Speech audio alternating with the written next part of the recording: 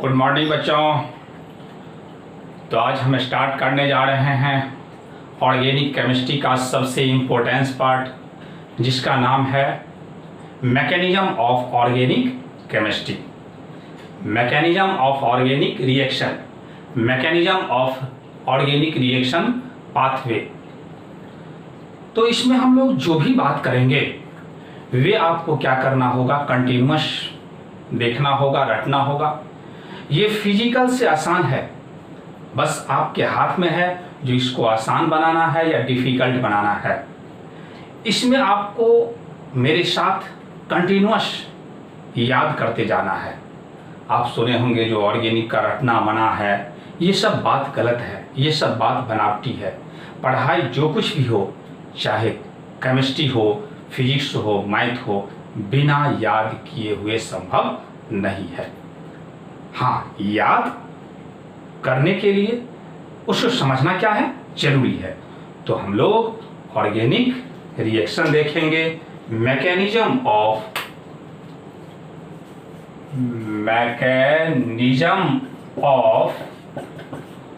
Organic reaction. हम लोग mechanism organic reaction का ही पढ़ते हैं, इसलिए सिर्फ इसको कह दिया गया है रिएक्शन मैकेनिज्म। क्या बात समझे? जो हम लोग क्लास में पढ़ाई के केस में सिर्फ और सिर्फ ऑर्गेनिक रिएक्शन का ही मैकेनिज्म स्टडी करते हैं, इसलिए ऑर्गेनिक लगाना कोई जरूरी नहीं है। मतलब रिएक्शन मैकेनिज्म कहा जाए तो समझ लिया जाएगा जो किस रिएक्शन का बात हो रहा है, तो ऑर्गेनिक रिएक्शन का बात हो रहा है। या इसको हम कह सकते हैं, या और क्या कह सकते हैं, जो ऑर्गेनिक रिएक्शन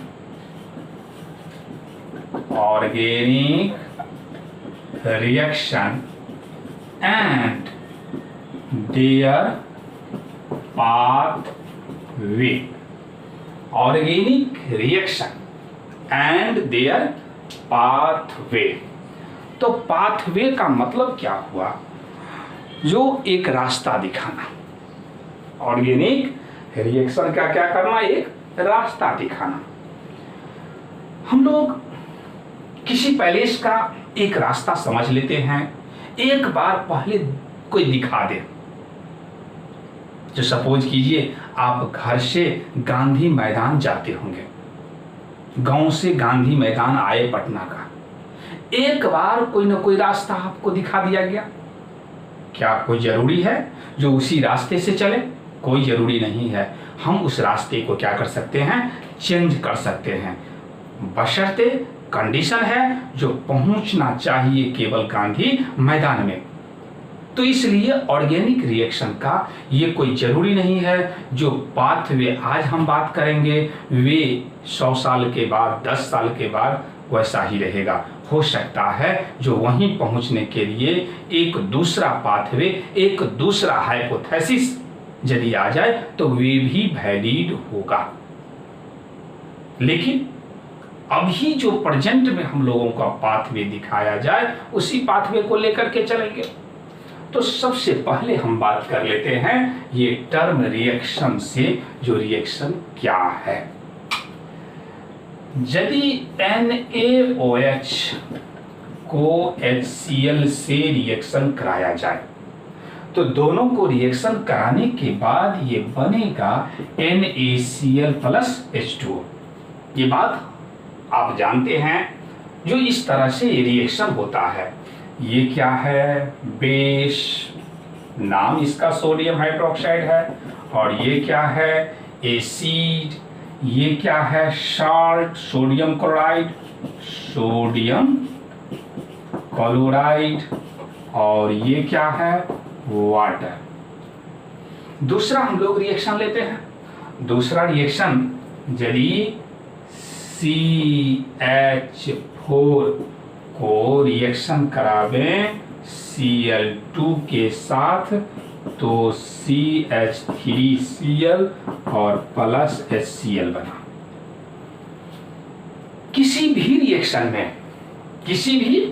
रिएक्शन में दो पार्ट होगा, किसी भी रिएक्शन में दो पार्ट होगा। ये पार्ट जो आप देख रहे हैं, इस पार्ट को हम लोग कहते हैं रिएक्टेंट। क्या कहेंगे? रिएक्टेंट्स। और ये जो राइट साइड का पार्ट हम लोग देख रहे हैं, ये राइट साइड का पार्ट किस नाम से जाना जाएगा? प्रोडक्ट। तो जब भी रिएक्शन हो तो क्या होगा? रिएक्टेंट्स भी होगा और प्रोडक्ट भी होगा। अब ये रिएक्टेंट से प्रोडक्ट बदलने के लिए एक कंडीशन अप्लाई करना होगा। अपने आप कोई रिएक्शन नहीं होता है। रिएक्शन जब भी होगा तो ये फिक्स हो गया, जो रिएक्टेंट से प्रोडक्ट में बदला जाएगा। लेकिन ये रिएक्टेंट से प्रोडक्ट अपने आप चेंज नहीं होगा, एक कंडीशन प्रोवाइड करना होगा। रिएक्टेंट में भी आप देख रहे हैं, जैसा कि यहाँ CH4 लिए, यहाँ Cl2 लिए, अगेन ये भी दो पार्ट में बना हुआ है। ये रिएक्शन और ये रिएक्शन दोनों अलग अलग रिएक्शन है। ये जो आप देख रहे हैं ऊपर वाला रिएक्शन, ये रिएक्शन हम लोग इनऑर्गेनिक रिएक्शन कहते हैं, इनऑर्गेनिक रिएक्शन। और ये नीचे वाला जो रिएक्शन आप देख रहे हैं, इस रिएक्शन का नाम रख दिया गया ऑर्गेनिक रिएक्शन। यानी हम लोग कितने टाइप का रिएक्शन? दो टाइप का रिएक्शन, एक ऑर्गेनिक रिएक्शन और दूसरा इनऑर्गेनिक रिएक्शन। तो दोनों रिएक्शन में खासियत क्या है? ये जो इनऑर्गेनिक रिएक्शन होगा वे आयोनिक नेचर का होता है, ये फास्ट होता है। लेकिन ऑर्गेनिक रिएक्शन जो होता है वे मॉलिक्यूलर नेचर का होता है। अब आयोनिक नेचर का क्या है और मॉलिक्यूलर नेचर का क्या है, उसको हम देखेंगे। पहले इसको वीडियो को पॉज कीजिए, नोट कीजिए। तो यदि हम रिएक्टेंट्स कहें तो रिएक्टेंट्स का मतलब होगा symbolic representation of the chemical species. एक रिएक्शन में एक सिंबॉलिक, पेपर पे हम लोग क्या करेंगे? सिंबॉलिक रिप्रेजेंटेशन ही कर सकते हैं। Ionic reaction, generally inorganic reaction, कौन सा reaction? Inorganic reaction are ionic in nature. It involve between two ion. ये जो इनऑर्गेनिक रिएक्शन है वे दो आयन के बीच इन्वॉल्व होता है। जैसा कि हम एग्जांपल लिए NaOH और रिएक्शन करा रहे हैं HCl, तो बना NaCl प्लस H2। यहाँ पे इस NaOH में ये ब्रेक होता है Na प्लस और OH माइनस। अब सवाल है जो एक कैसे हम समझ जाएंगे, तो ये आपको याद रखना पड़ेगा। जो किसी भी रिएक्शन में यदि Na ब्रेक करता है तो प्लस होगा और OH माइनस OH जो होगा वे माइनस होगा। अगेन ये H प्लस और Cl माइनस। जैसे ही कहा जाए रिएक्शन, तो रिएक्शन में क्या होता है? रिएक्टेंट साइड में बॉन्ड ब्रेक होता है और प्रोडक्ट साइड में बॉन्ड का फॉर्मेशन होता है। मतलब एक रिएक्शन में हमेशा ओल्ड बॉन्ड का ब्रेकिंग होता है और न्यू बॉन्ड का फॉर्मेशन होता है। और इसी बात को हम समझते हैं तो इसी का नाम क्या रख दिया गया? रिएक्शन मैकेनिज्म रख दिया गया। तो जब भी हम लोग NaOH को ब्रेक करेंगे तो क्या समझना है? जो Na प्लस और OH माइनस। HCl को ब्रेक करेंगे तो H प्लस और Cl माइनस। तो अब क्या होगा? ये Na प्लस इसके साथ रिएक्ट कर जाएगा और OH इसके साथ रिएक्ट कर जाएगा। तो जैसे ही ये रिएक्ट करेगा बनेगा NaCl और H2O। यही एक रिएक्शन कंप्लीट हो गया। इनऑर्गेनिक रिएक्शन में कोई मैकेनिज्म का जरूरत नहीं है, ये रिएक्शन बहुत ही फास्ट होता है। अब कैसे हम समझ जाएंगे इनऑर्गेनिक रिएक्शन है? तो जहां कहीं भी कार्बन न हो समझ जाइए इनऑर्गेनिक रिएक्शन है, और जैसे ही कार्बन आ जाए समझ जाना है क्या ऑर्गेनिक रिएक्शन है। तो हम लोग मैकेनिज्म जो बात करेंगे वे केवल किसका, ऑर्गेनिक रिएक्शन का बात करेंगे। वीडियो को पॉज कीजिए, नोट कीजिए। तो organic reaction are molecular in nature. ये किस नेचर का होता है? मॉलिक्यूलर नेचर, मतलब ये मॉलिक्यूल में घटना है। It involve with in A molecule और टू और more than two molecule with in A molecule. Organic reaction एक ही मॉलिक्यूल में हो सकता है। यदि CH3COH सबसे पहले ये ऑर्गेनिक मॉलिक्यूल है, क्यों? क्योंकि इसमें कार्बन प्रेजेंट है। तो यहां पे इस केस में ऐसा ऑब्जर्व किया गया, जो जिस कंटेनर में हम एसीटल्डिहाइड लेते हैं, क्या नाम है इसका? एसीटल्डिहाइड इसका नाम है। IUPAC नेम कहें तो इसका नाम है इथेनॉल। इथेनॉल के कंटेनर में ये मिला इस तरह का कंपाउंड, ऐसा भी मिला। तो आप देखें इसमें कार्बन 2 है, इसमें भी कार्बन 2 है, हाइड्रोजन 3 1 4 2 3 4, ऑक्सीजन 1 ऑक्सीजन 1। तो इसका मतलब है जो इसमें एक ही मॉलिक्यूल के अंदर रिएक्शन हुआ तब ये बना हुआ होगा। यानी रिएक्शन मिक्सचर में जहां एसिटल्डिहाइड का कंटेनर रखा गया उसमें इस तरह के कंपाउंड का भी टेस्ट शो कर रहा था। तो इससे स्पष्ट हुआ जो ऑर्गेनिक रिएक्शन जो है एक मॉलिक्यूल में भी होता है।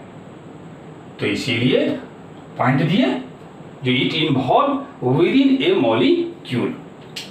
दूसरा पॉइंट है जो ये 2 और 2 से अधिक मॉलिक्यूल में भी होता है। यानी ऑर्गेनिक रिएक्शन जो है वे 2 मॉलिक्यूल। तो यदि हम CH3COH, पता है ये क्या है? Acetic acid. CH3COH, तो इसका नाम है मीथेनॉल। यदि दोनों को मिलाया गया तो ये मिला, क्या नाम है इसका? तो मिथाइल एसीटेट, साथ ही साथ क्या मिला? वाटर। अब आप सोच रहे होंगे जो क्या यदि किसी कंटेनर में इसको रखें तो ये अपने आप जब बदल जाएगा तो इसका तो कोई अस्तित्व नहीं रहेगा, फिर ये एग्जिस्ट ही नहीं करेगा। इसी तरह से इस दोनों को मिलाया जाए तो फर्दर ये चेंज हो जाता है? नहीं, रिएक्शन होता है लेकिन रिएक्शन का रेट बहुत ही क्या होता है? स्लो होता है। यदि हमको एसिटल्डिहाइड से, ये जो एसिटल्डिहाइड है इसको इसमें कन्वर्ट करेंगे तो बाहर से कंडीशन प्रोवाइड करना होगा। ये कंडीशन H+ यानी एसिडिक या OH- बेसिक कंडीशन प्रोवाइड कर दिए तो बदलने का रेट फास्ट हो गया। यहां भी इसी तरह का कंडीशन प्रोवाइड कर दिए H+, और H+ का मतलब हम क्या समझ आएंगे? Acidic medium. तो आपको हम इतना ही समझा रहे हैं अभी, जो सबसे पहले ऑर्गेनिक रिएक्शन जो होता है वे मॉलिक्यूलर नेचर का है। किस नेचर का? मॉलिक्यूलर नेचर का। आप देख रहे हैं जो बिना आयन में तोड़े हम रिएक्शन करवा दिए, ये organic reaction with in molecule में होता है। और 2 मॉलिक्यूल में होता है, 2 से अधिक मॉलिक्यूल में होता है। लेकिन रिएक्शन कुछ भी हो, एक ओल्ड बॉन्ड का ब्रेकिंग होता है, न्यू बॉन्ड का फॉर्मेशन होता है। और मैकेनिज्म में हम लोग धीरे धीरे इस बात को समझेंगे जो ऑर्गेनिक रिएक्शन होता है कैसे। अभी तो आपको सिर्फ एक इंट्रोडक्शन हम देते जा रहे हैं, जो देखिए ऑर्गेनिक रिएक्शन क्या है, किस टाइप का कॉन्सेप्ट है। तो वीडियो को पॉज करें, नोट करें। तो according to mechanistic approach an organic reaction is believe मतलब सिर्फ क्या कहता है, विश्वास किया जाता है। इसीलिए ऑर्गेनिक रिएक्शन को एक हाइपोथेसिस के नाम दिया गया है। Believe to takes place by attacking of reagent to carbon containing compound is known as substrate. कहा जा रहा है जो एक मैकेनिज्म में ऐसा विश्वास किया जाता है जो सबस्ट्रेट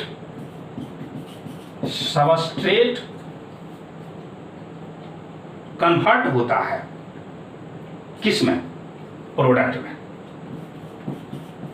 सबस्ट्रेट कन्वर्ट होता है प्रोडक्ट में, और सबस्ट्रेट यदि कन्वर्ट हो प्रोडक्ट में तो निश्चित रूप से उस सबस्ट्रेट के साथ दूसरा पार्ट यानी अपने आप सबस्ट्रेट नहीं कन्वर्ट होता है। इसमें क्या चाहिए हमको, अटैकिंग रीएजेंट चाहिए। यानी एक ऑर्गेनिक रिएक्शन में एक पार्ट को सबस्ट्रेट कहा गया है, और सबस्ट्रेट जो होगा वे हम कहेंगे मस्ट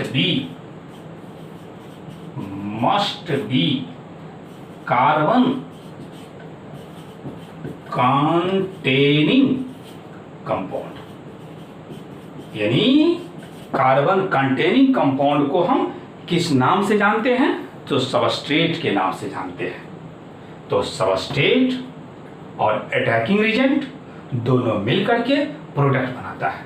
अब अटैकिंग रिएजेंट में हम 2 पार्ट देखेंगे, एक पॉजिटिव होगा और दूसरा निगेटिव होगा।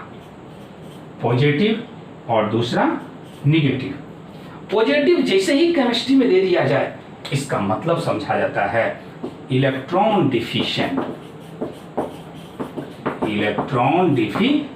और निगेटिव दे दिया जाए तो इसका मतलब होगा जो इलेक्ट्रॉन रिच। अब ये क्या होता है, ये इलेक्ट्रॉन डिफिशिएंट इस सबस्ट्रेट पर अटैक करेगा। यदि यहां पॉजिटिव है तो इस सबस्ट्रेट को निगेटिव में बदलने का प्रयास करेगा, उस सेंटर पर अटैक करेगा जहां निगेटिव होगा। यदि ये निगेटिव अटैक करता है तो उस सेंटर पर अटैक करेगा सबस्ट्रेट में जहां पॉजिटिव होने का संभावना ज्यादा होगा। और इसी बात को रिएक्शन मैकेनिज्म में तो समझा जाएगा, जो एक सबस्ट्रेट में कहां पे ऐसा पार्ट है जो निगेटिव हो सकता है, कहां ऐसा पार्ट है जो पॉजिटिव हो सकता है। और इस बात को हम आपको समझा देंगे, मतलब आप रिएक्शन मैकेनिज्म समझ गए। तो वीडियो को पॉज कीजिए, नोट कीजिए। तो in organic reaction attacking reagent में भी पॉजिटिव मतलब इलेक्ट्रॉन डिफिशिएंट और negative electron rich, but substrate is neutral. लेकिन सबस्ट्रेट क्या होता है, न्यूट्रल होता है, मतलब उस पर कोई चार्ज नहीं होता है। So attacking reagent could not attack to the substrate unless they develop opposite charge। समझें इस बात को। मान लिया जाए हम ये लेते हैं HCOH लिए, यहां पे हम प्लस रख दिए, यही मेरा क्या है, अटैकिंग रिएजेंट है। तो ये जो अटैकिंग रिएजेंट है, अभी तो ये न्यूट्रल नेचर है, इस पर कोई चार्ज नहीं है, लेकिन इस पर तो स्पष्ट हम देख रहे हैं चार्ज। तो ये किस पोजीशन पर अटैक करेगा, कहां पे सुटेबल है, इस बात को ही हम मैकेनिज्म में समझाएंगे। ये तब तक नहीं अटैक कर सकता जब तक कि यदि पॉजिटिव है तो निगेटिव चार्ज। बस इतना ही आप समझें, एक रिएक्शन में चाहे ऑर्गेनिक हो या इनऑर्गेनिक, यदि पॉजिटिव है तो निश्चित रूप से ये निगेटिव पे ही अटैक करेगा, और यदि निगेटिव है तो पॉजिटिव, इसमें कोई एक्सेप्शन नहीं। और इस बात को ही समझ लेना क्या कहलाता है, रिएक्शन मैकेनिज्म। तो यहाँ पे चलिए हम देखते हैं, ये प्लस है, देखिए ये ऑक्सीजन और हाइड्रोजन दोनों के बीच इलेक्ट्रोनिगेटिविटी का डिफरेंस है। ऑक्सीजन का इलेक्ट्रोनिगेटिविटी ज्यादा होता है। इलेक्ट्रोनिगेटिविटी का मतलब क्या होगा, इलेक्ट्रॉन खींचने का पावर। इलेक्ट्रोनिगेटिविटी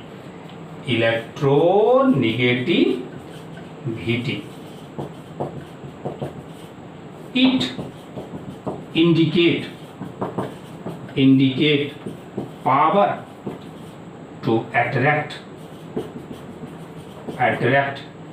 bonded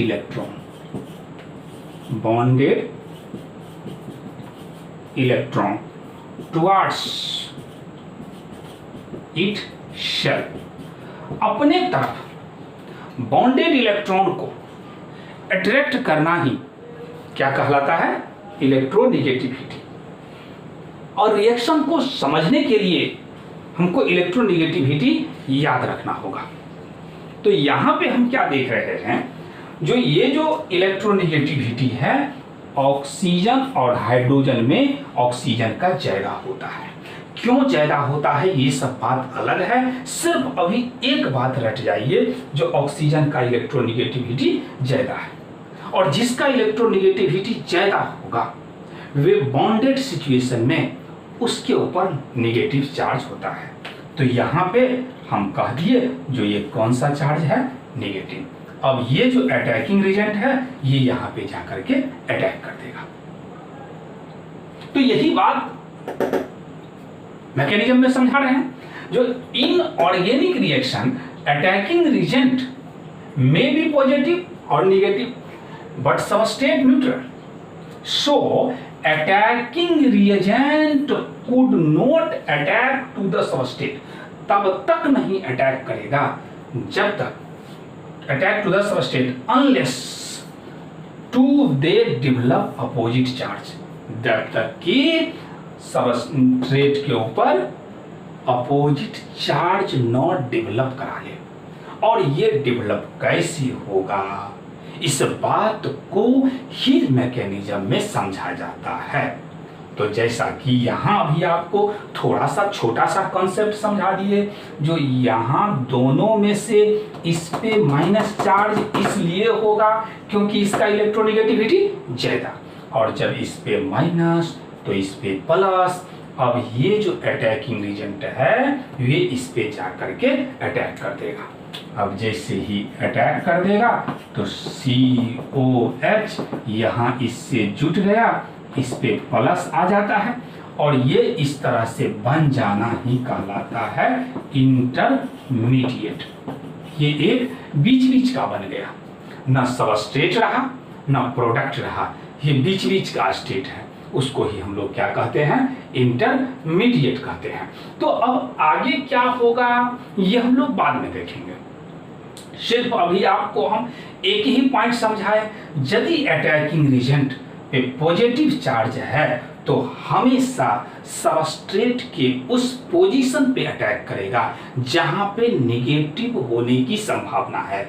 जब तक वे नेगेटिव को खोज न लेगा तब तक वे अटैक नहीं करेगा। यानी substrate is neutral in nature, so attacking agent could not attack the substrate unless they develop opposite charge. यानी अटैकिंग एजेंट तब तक नहीं अटैक करेगा जब तक कि सबस्ट्रेट में अपोजिट चार्ज को वे डेवलप न करा दे। अब डेवलप कैसे कराएगा वही तो हम मैकेनिज्म में समझेंगे। तो वीडियो को पॉज कीजिए, नोट कीजिए।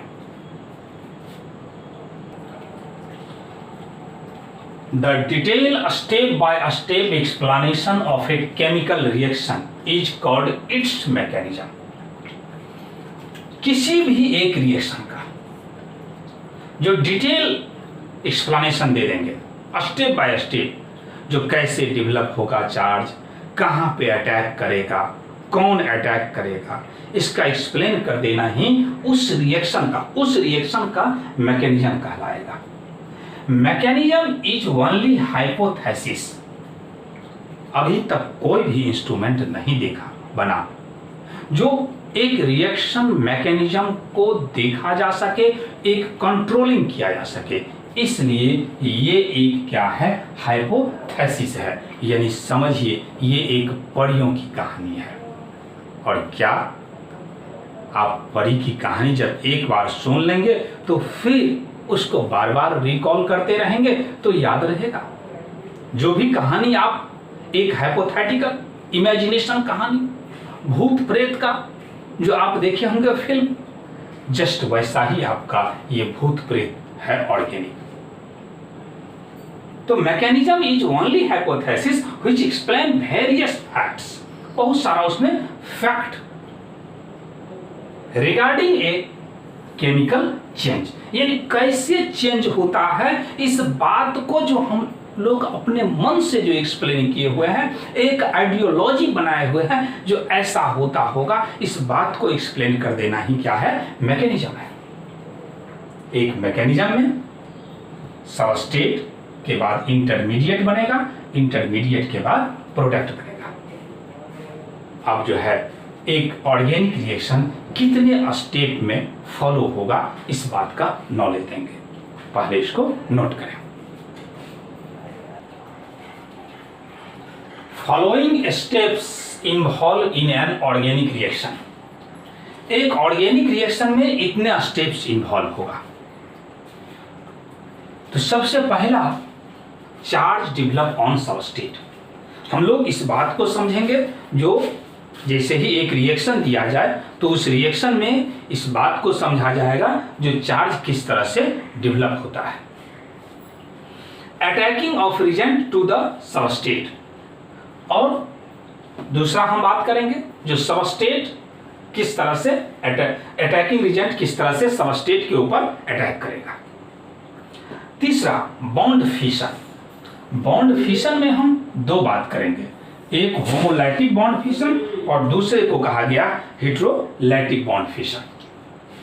अब क्या है होमोलैटिक बॉन्ड फिशन, क्या है हेटेरोलैटिक बॉन्ड फिशन, फिर हम लोग जहां पे जाएंगे वहां बात करेंगे। सिर्फ अभी हम ये समझा रहे हैं जो एक ऑर्गेनिक रिएक्शन जो है कितने स्टेप में इन्वॉल्व होता है। चौथा काम फॉर्मेशन ऑफ इंटरमीडिएट। इंटरमीडिएट का मतलब समझाए थे, न रिएक्टेंट न प्रोडक्ट, यानी बीच बीच वाला को हम लोग क्या कहते हैं, इंटरमीडिएट कहते हैं।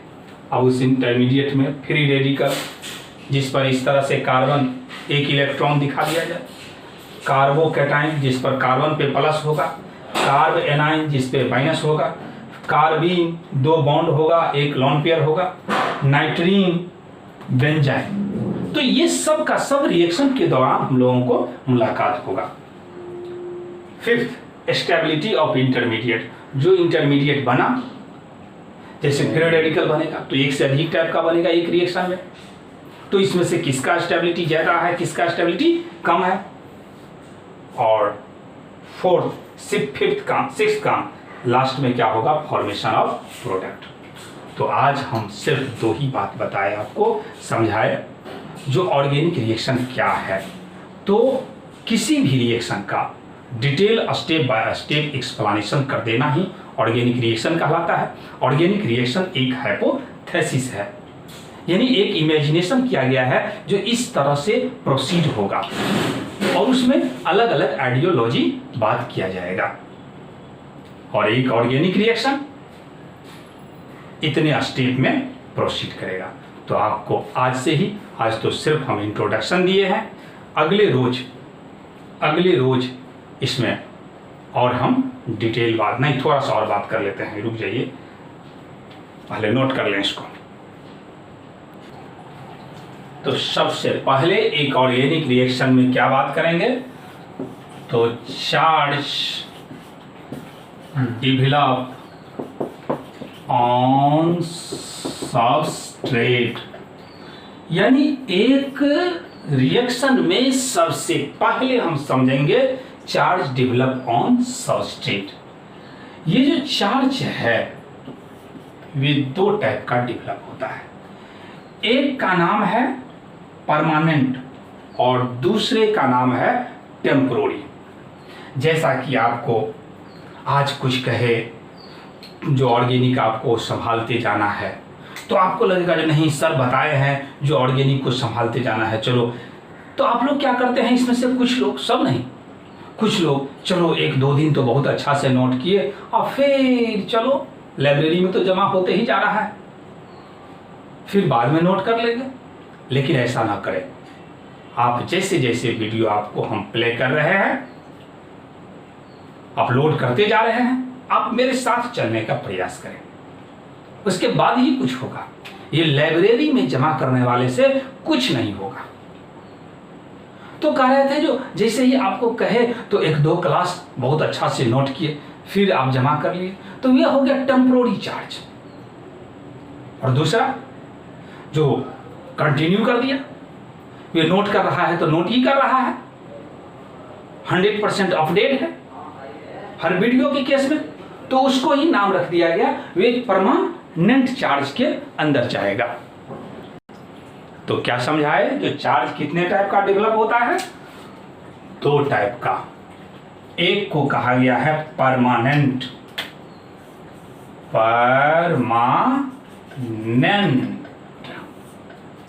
और हमेशा याद रखें यदि जीवन में कुछ करना है तो परमानेंट चार्ज डेवलप कराना होगा, टेम्पोररी से कुछ मिलने वाला नहीं है। और दूसरे को टेम्पोरेरी, यानी चार्ज हम लोग समझ गए जो दो टाइप का, एक को कहेंगे परमानेंट और दूसरे को कहेंगे टेम्पोररी। ये जो परमानेंट चार्ज है इसके अंदर हम लोग किस टाइप का कॉन्सेप्ट समझेंगे? एक का नाम है इंडक्टिव इफेक्ट, दूसरे का नाम है मेसोमेरिक इफेक्ट और तीसरे का नाम है हाइपर कंजुगेशन। ये तीन टाइप का जो आप चार्ज देख रहे हैं ये किसके अंदर आएगा? परमानेंट के अंदर आएगा। टेम्पोररी के अंदर जो चार्ज किसी परिस्थिति बस, जैसा कि कोई कुछ कहे तो एक्साइटेड हो गए, नहीं आज से ये काम करना है, जैसे ही वे व्यक्ति गए बस सब भूल गए। आपको जिस समय इनकरेज करते हैं, आप YouTube देखते होंगे, लगता होगा नहीं आज सर ये सब बात बताए हैं, पढ़ना चाहिए, डॉक्टर बनेंगे, इंजीनियर बनेंगे, IAS बनेंगे, फिर कुछ देर के बाद चलो कल से ये सब रूल लागू होगा, आज खत्म। तो ये हो गया टेम्पोररी चार्ज। और टेम्पोररी चार्ज से इतना ही समझें जो जीवन में कुछ मिलने वाला नहीं है। तो हम टेम्पोररी चार्ज के अंदर बात करेंगे इलेक्ट्रोमेरिक इफेक्ट, इलेक्ट्रोमेरिक इफेक्ट, और दूसरा बात करेंगे इंडक्टोमेरिक इफेक्ट, इंडक्टोमेरिक इफेक्ट। तो इतना ही, ये जो ऑर्गेनिक केमिस्ट्री है ये इतना को यदि हम कमांड कर लेते हैं तो ऑर्गेनिक बहुत ही स्ट्रांग हो जाएगा। तो अगले क्लास, नेक्स्ट क्लास में आपके साथ हम पहले बात करेंगे इंडक्टोमेरिक इफेक्ट, जितना इंडक्टिव इफेक्ट, जितना भी संभव हो सके आप हो सके तो पढ़ के तैयार होके रहना है, हम समझाएंगे और बेटर तरीके से समझ में आएगा। तो आज सिर्फ हम बात किए इंट्रोडक्शन ऑफ ऑर्गेनिक केमिस्ट्री, यानी ऑर्गेनिक केमिस्ट्री का जो मैकेनिज्म है वे कैसे हम लोग डील करेंगे। और मैकेनिज्म से घबराना नहीं है, मैकेनिज्म मेरे साथ चलना है। और केमिस्ट्री का कोई भी पार्ट हो आप मेरे साथ चलें, श्योर आपको एक समय पे जा करके आपको हम सिलेबस को कवर करेंगे ही। आप घबराए नहीं, क्योंकि मेरा 2-4 साल का एक्सपीरियंस नहीं है, लॉन्ग एक्सपीरियंस है। मैंने बहुत कुछ देख लिया है इसीलिए बस आज के लिए इतना ही। Best of luck. नोट कर ले।